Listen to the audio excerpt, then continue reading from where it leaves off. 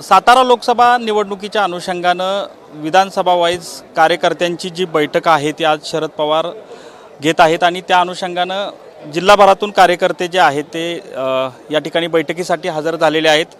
बैठकीमध्ये जी काही उमेदवाराबाबतची जी चर्चा आहे ती या ठिकाणी होणार आहे, मात्र कार्यकर्त्यांच्या नेमकं मनात काय आहे याविषयी आज आपण जाणून घेणार आहोत।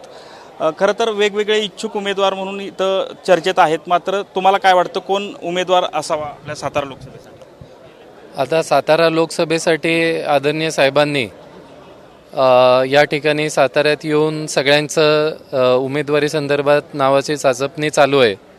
या ठिकाणी वाई विधानसभेतील माझ्या सर्व सहकाऱ्यांच्या उपस्थितीमध्ये सर्वांनीच इच्छा या ठिकाणी व्यक्त केलेली आहे की खुद्द साहेबांनीच यावेळेला आपल्या सातारा लोकसभेचं प्रतिनिधित्व करावं। सातारा जिल्हा हा आदरणीय साहेबांना मानणारा, साहेबांच्यावरती प्रेम करणारा जिल्हा आहे आणि एकदा तरी साहेबांनी प्रतिनिधित्व करावं अशा प्रकारची इच्छा सर्व कार्यकर्त्यांनी साहेबांच्याकडे व्यक्त केलेली आहे। 4 ते 5 जणांनी इच्छा आपली व्यक्त केलेली आहे, त्यामध्ये तुम्हाला नावं पण माहीत आहेत, तुम्ही कशा पद्धतीने बघता, तुमचा काय विचार आहे?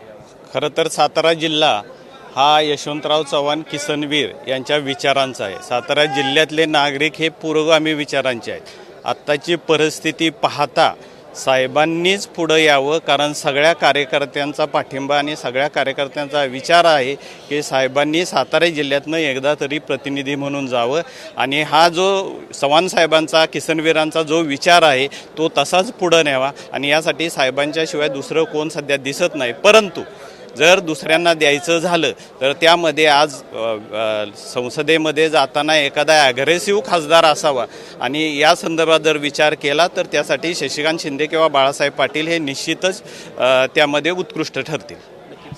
काय थोडक्यात सांगा? आत्ता वक्त्यांनी बोललेले त्यानुसार नक्कीच शरद पवार साहेब हे नवीन कार्यकर्त्यांची फळी तयार करायला बघतात, तर त्यात नक्कीच सुनील माने हा चेहरा समोर येऊ शकतो।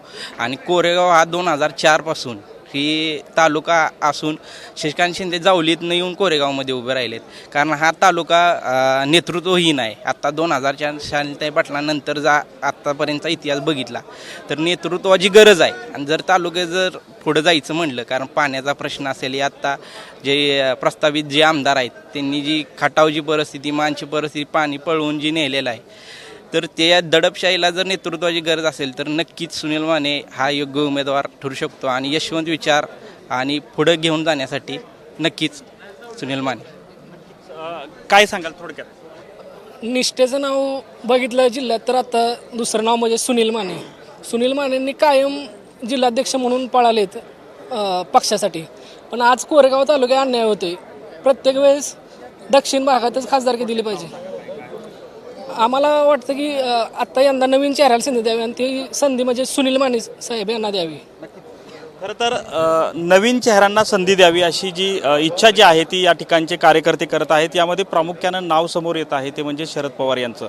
शरद पवार यांच्याबरोबर बाळासाहेब पाटील असतील, याबरोबर शशिकांत शिंदे असतील आणि सुनील माने यांच्या नावांची जी चर्चा आहे ती या ठिकाणच्या कार्यकर्त्यांनी व्यक्त केली आहे। त्यामुळं सातारा लोकसभा मतदारसंघामध्ये नेमका उमेदवार कोण याची उत्सुकता लागून राहिलेली पाहायला मिळते। कॅमेरामन अभिजित पिसेसह संतोष नलावडे, TV9 मराठी, सातारा।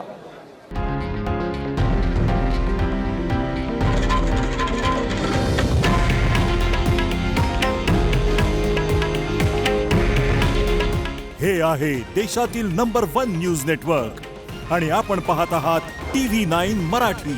काळजी तुमची, हित महाराष्ट्राचं।